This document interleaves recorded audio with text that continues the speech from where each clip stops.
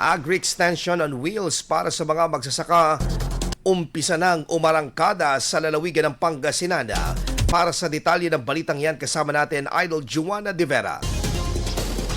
104.7 IFM. Report!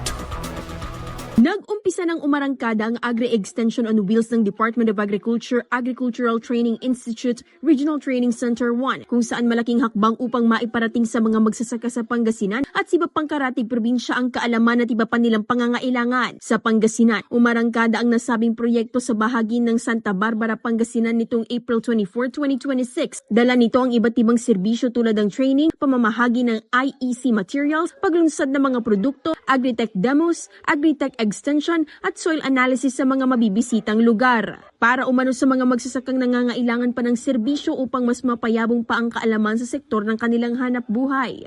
Extension on Wheels, Agri-Extension on Wheels in Ilocos Region. At yung ating pong schedule for the roadshow, no?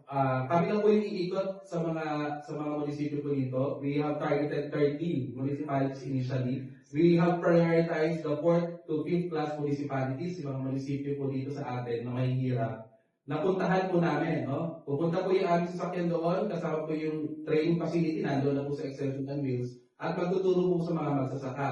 Sunod naman itong aarangkada sa Bolinao sa May 4, San Manuel sa May 5 at Natividad sa May 6. Kasama mula rito sa IFM Dagupan, ito si Idol Juana De Vera, Tatak IFM. IFM News. IFM News. IFM News.